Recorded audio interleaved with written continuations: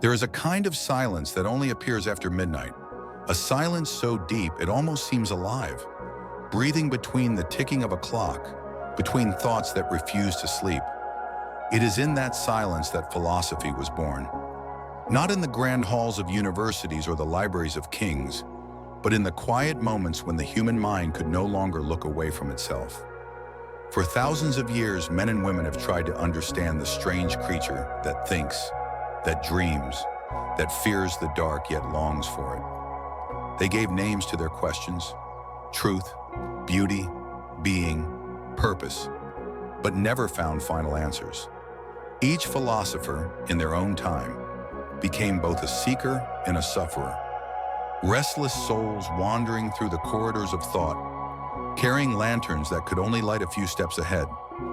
Imagine for a moment a gathering that could never exist, a table lit by candlelight somewhere outside of time. Socrates sits there, his eyes steady and curious, forever asking questions. Next to him, Descartes sketches ideas on parchment, whispering, "I think, therefore I am." Across the table, Nietzsche leans back, smiling at the absurdity of it all, while Simone Weil watches quietly, her thoughts like prayers. They would not agree. They would argue and doubt and wonder. But beneath their differences lies something shared, a restlessness that refuses to fade, an ache to understand what it means to be alive. Philosophy is not just the love of wisdom, it is the ache of not knowing. It is the long night of the mind, when we lie awake, eyes open to the ceiling, wondering who we are and why we dream. These are not questions for daylight. They belong to the hours when everything grows quiet, when the noise of the world fades and the whisper of thought grows louder. This story, The Restless Souls of Philosophy, is not about theories or complex systems. It is about people, those who look too deeply into the nature of truth and could never quite return unchanged. Some were teachers, others poets, some even prophets in disguise.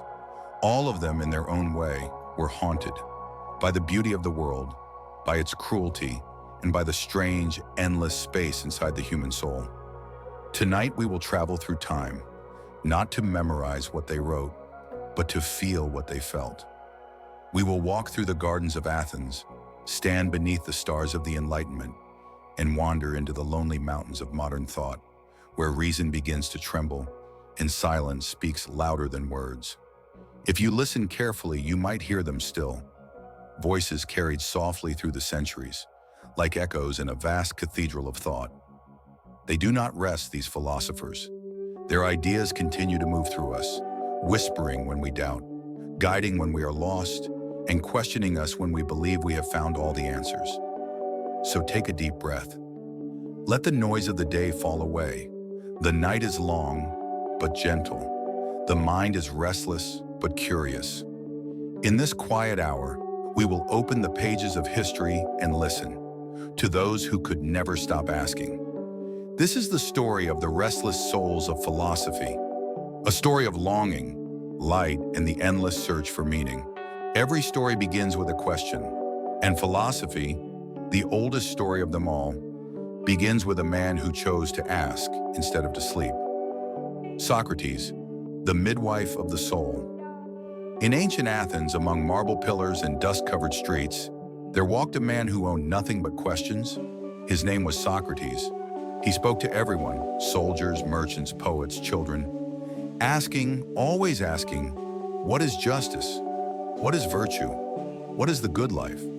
To many, he was a nuisance, a man who broke certainties the way a child breaks toys to see what's inside. But beneath that endless questioning was something sacred, a belief that the examined life was the only life worth living. Socrates compared himself to a midwife, helping souls give birth to their own truth. He refused to write, believing that wisdom was alive only in dialogue, in the heat of thought meeting thought. In the end, his restlessness cost him everything. Condemned for corrupting the youth, he drank the hemlock calmly. And as he died, he told his friends not to grieve, but to think. The first restless soul of philosophy left behind not doctrines, but a way of living, a torch lit for those who would come after. Plato and the shadows on the wall. Among those who held that torch was a young student, Plato. Where his teacher sought wisdom through conversation, Plato sought it through vision. He imagined a world beyond the one we see, a realm of pure forms, truth, beauty, justice, untouched by the shadows of human error. In his famous allegory of the cave, Plato wrote of prisoners chained in darkness, watching shadows on the wall, mistaking them for reality. To step into the light, to see the sun, was painful. But to know truth, one must endure the brightness that blinds before it reveals. Plato's vision was not only philosophical, it was poetic. It told us that human life is a journey from illusion to understanding, from the flicker of shadows to the radiance of knowledge. And though centuries have passed, we still live between those shadows and that light. Descartes and the birth of doubt time moved on. Empires rose and fell. The world became more complex, more uncertain. In the chill of a 17th century winter, a man sat alone by candlelight, questioning everything he had ever known. His name was René Descartes. He doubted his senses, his memories, even the existence of the world around him, until one thought remained unshakable. I think, therefore I am. From that single spark of certainty, Descartes built the architecture of modern thought, a world where reason became the foundation of truth. Yet in his solitude, one can still feel the trembling of the mind, the ache of a man who wanted to be sure, and the loneliness of knowing that certainty may cost us wonder. Nietzsche and the abyss centuries later, another restless soul would look into the same darkness and find not certainty, but chaos. Friedrich Nietzsche lived in an age when the old gods were dying and reason had failed to make men happy. He saw the cracks in modernity, a civilization armed with science but starved of meaning. And so he declared, "God is dead, and we have killed him." To Nietzsche, this was not triumph but tragedy. Without a higher purpose, humanity risked falling into despair, into what he called the abyss. Yet from that abyss, he called for something new, for the birth of the Übermensch, the human being strong enough to create their own values, to live without illusions, and still dance in the face of nothingness. Nietzsche's words were like fire, too bright, too dangerous. He ended his life in silence, broken by madness, but his restlessness still echoes in every century that struggles to find meaning in a world without faith. Simone Weil and the sacred in suffering. But philosophy is not only the realm of men, nor only of intellect. It is also the quiet courage to feel deeply in a world that forgets how. Simone Weil, the French mystic and philosopher, lived during the darkness of the 20th century. A world torn apart by war and hunger. She worked in factories, joined the poor, refused comfort, and sought a form of truth that was not abstract but embodied. Truth through compassion, through suffering shared. She once wrote, "Attention is the rarest and purest form of generosity." For her to truly see another person, without judgment, without desire, was a form of prayer. Her philosophy was not loud or grand, but tender and luminous, like the small light of a candle refusing to go out in the storm. Camus and the Gentle Revolt. In the same century, another voice rose, soft, human, yet defiant in its quiet clarity. Albert Camus looked upon the absurdity of life, a universe without meaning, a world of endless suffering, and refused despair. He imagined Sisyphus, condemned to roll his boulder up the hill forever, yet smiling because the struggle itself was enough to fill his heart. Camus taught that to live is to rebel, not with anger, but with dignity, with a gentle refusal to give up on beauty, even when the world makes no sense. He called this the revolt of the heart, a way to remain tender in a universe that does not care, the thread that binds them. Socrates sought truth in dialogue. Plato sought it in ideal forms. Descartes in doubt, Nietzsche in chaos, Weil in compassion, Camus in courage. Different voices, different centuries, but one shared pulse, the refusal to sleep while the mind still burns with questions. They were restless not because they wanted answers, but because they wanted meaning. something deeper than knowledge, something that could speak to both the mind and the soul. Their restlessness is our inheritance. We carry it when we lie awake at night, wondering about our purpose, feeling both the beauty and the ache of being alive. They were never just philosophers, they were mirrors, reflecting the longing that makes us human. There comes a moment in every great story when the question turns inward. Philosophy, once obsessed with the stars, the state, the gods, began to turn its gaze toward the human heart. The ancient dream of knowing the world gave way to a quieter longing to know ourselves. The fall of certainty. For centuries, philosophers sought solid ground, truths that could stand like marble temples against the wind of doubt. But as the modern age unfolded, those temples began to crack. The wars of the 20th century shattered faith in reason. Science revealed a universe vast and indifferent, and technology began to outpace the wisdom needed to guide it. The human mind, once proud of its intellect, found itself lost in the labyrinth of its own making. Philosophy could no longer pretend to hold all the answers. It had to change or fade into silence. Heidegger and the question of being. In the shadow of that collapse stood Martin Heidegger, a thinker who asked not what we know, but how we exist. He spoke of being, not as an idea, but as the trembling fact of being alive in time. To Heidegger, life was not a problem to be solved. It was a mystery to be dwelt in. He called us to Dasein, being there, to stand awake within our own existence, to feel both the beauty and terror of simply being. And though his path was darkened by the politics of his time, his insight remains luminous, that philosophy is not a ladder to escape life, but a mirror in which we finally see ourselves. Existentialism, the age of the self. From Heidegger's questions grew a new branch. Existentialism, the philosophy not of systems, but of stories, not of absolute truth, but of human experience. Jean-Paul Sartre stood on the ashes of World War II and declared, "Man is condemned to be free." In that freedom, terrifying and vast, he saw both the burden and the beauty of existence. We are not given meaning, he said. We create it. Simone de Beauvoir, his lifelong companion, took that same fire and turned it toward the lives of women, toward the invisible boundaries that shape their choices. She wrote, "One is not born, but rather becomes a woman." With those words, she cracked open centuries of silence, revealing how philosophy, when lived, could also liberate. From systems to souls once, philosophy sought to build cathedrals of thought, grand systems of logic, perfect architectures of knowledge. But as the century turned, it became clear that the human soul could not be contained in blueprints. Thinkers began to listen more, to poets, to mystics, to psychologists, to the quiet wisdom of those who felt deeply rather than reasoned perfectly. It was here that Carl Jung emerged, a bridge between philosophy and dream.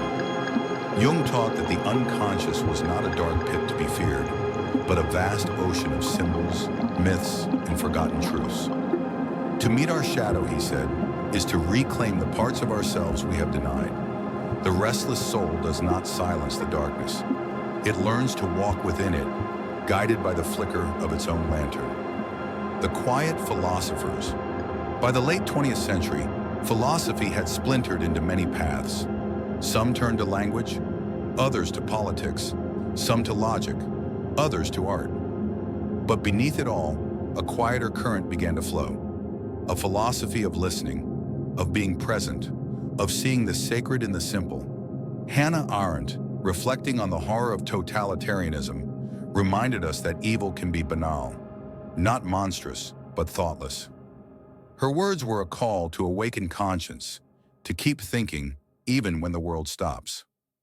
Alan Watts, speaking to a new generation, turned philosophy into meditation. He whispered that perhaps the universe was not something we stand apart from, but something we are. That to seek meaning endlessly is to miss the wonder of simply being alive. The moment philosophy softened, something changed quietly, like dawn breaking through mist.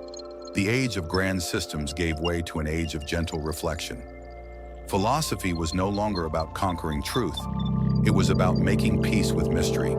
The thinkers who came after, from Iris Murdoch to Thomas Merton, from James Baldwin to Pema Chodron, began to write in a different voice, part thought, part prayer. They understood that wisdom is not loud, it is slow. It lives in the pauses between words, in the breath before we speak. The turning point within us. But the true turning point, the quiet revolution, was not in books or classrooms. It was in us. Each of us, in our sleepless nights and wandering thoughts, carries the same restlessness that once haunted the philosophers. The desire to understand ourselves, to find meaning in pain, to belong in a universe that feels both infinite and intimate. When we question why we are here, when we seek kindness amid confusion, when we stare at the stars and feel both awe and sorrow, we become part of that same lineage. Philosophy is no longer an ancient discipline. It is a living pulse, quiet but steady, beating in every human heart that refuses to stop wondering. The Restless Souls of Philosophy did not leave us answers in neat packages. They left something more intimate, a collection of whispers, echoes, and gentle nudges for the human heart. Each philosopher, in their own way, teaches us not just to think, but to feel, to endure, and to awaken. The courage to question. From Socrates, we learn the courage to ask questions, even when the world tells us to remain silent. He reminds us that the greatest wisdom begins with doubt, that to live fully is to examine ourselves, and that truth is not discovered in certainty, but in the patience to listen, to ponder, to probe. To question is not rebellion. It is the soft, persistent light of curiosity. It is the lantern we carry through the dark corridors of our own minds. The grace of reflection. Plato and Aristotle teach us the value of reflection. Not every shadow needs to be chased. Not every problem needs immediate solution. Sometimes we must sit in the quiet, let thoughts unfold like petals, and watch ideas bloom slowly in the mind. From them, we learn that life's deepest truths are often revealed in contemplation, that beauty, justice, and virtue are not trophies to be claimed, but gardens to be tended. Embracing uncertainty. The modern thinkers, Descartes, Nietzsche, and Camus, remind us of life's inherent uncertainty. They tell us the world does not owe us clarity, and existence may never offer complete answers. Yet in that very uncertainty lies freedom. Sartre tells us that we are condemned to be free, and Camus teaches that the struggle itself can be enough. From them, we learn that restlessness is not a curse, but a gift. To embrace doubt, to live with questions, is to live fully, to hold the weight of freedom lightly, and to dance gently upon the edge of the unknown. The necessity of compassion. Not all lessons are abstract. Simone Weil, Hannah Arendt, and other human-centered philosophers show us that thought must meet life. They teach that attention, empathy, and care are forms of wisdom, that understanding the suffering of others is as vital as understanding the universe. To live philosophically is not only to ask, what is truth, but to ask, how shall I act with kindness in a world that often forgets it? Philosophy becomes not only a mirror for the mind, but a lantern for the heart, the dance of shadow and light. Carl Jung whispers to us across time, we cannot hide from our own darkness, but neither must we fear it. He shows that integrating our shadow, the parts of ourselves we deny, is essential to wholeness. To know oneself fully is to walk with contradictions, to hold pain and joy, shadow and light together. The restless soul does not reject its own depth. It embraces the complexity of being, finding a quiet grace in the balance of opposites, living philosophy in daily life. Perhaps the greatest lesson of all is that philosophy is not confined to books, lectures, or abstract thought. It is in the quiet moments, in the pause before responding, in the choice to forgive, in the act of noticing beauty where others pass by, in the courage to face the night of our mind without despair. To live philosophically is to carry the lantern forward, not to illuminate the entire world at once, but to gently light our own path and offer warmth to those who walk beside us. A legacy of restlessness. These restless souls, from Athens to Paris, from factories to monasteries, did not leave perfect answers. They left questions that travel through centuries, teaching us how to think, how to feel, how to endure, and how to hope. Philosophy is not a destination. It is a journey through the inner landscapes of the heart and mind, a journey we undertake each night when we lie awake, listening to the whispers of our own thoughts. And if we are attentive, we hear them still. Voices guiding us through uncertainty, lighting the shadows with curiosity, courage, and compassion. The night deepens. Outside, the world sleeps. And yet, within our minds, the lanterns of restless philosophers continue to glow softly, casting gentle light across the quiet corridors of thought. We have walked with Socrates, felt Plato's visions, witnessed Descartes' doubt, and brushed against Nietzsche's abyss. We have listened to Simone Weil's compassion and Camus' tender revolt. Their voices, though centuries old, still linger, soft reminders that we are part of a long chain of wanderers. Philosophy does not demand that we have all the answers. It invites us instead to stay awake, to notice the beauty in our own questions, to carry curiosity as carefully as we carry our hearts. The restless soul is not a burden, it is a companion. It teaches us patience, humility, and grace. It reminds us that life is not a puzzle to be solved, but a story to be lived. One night, one thought, one heartbeat at a time. So tonight, as the world outside drifts into silence, let us take a moment to breathe, to honor the questions that linger in the dark, to smile gently at the shadows within us. The philosophers are gone, yet they remain. In our wonder, in our doubts, in our dreams, their lanterns continue to shine. And perhaps that is the truest gift they leave behind. Not answers, not certainty, not glory, but the quiet courage to ask, to feel, to hope, and to be awake.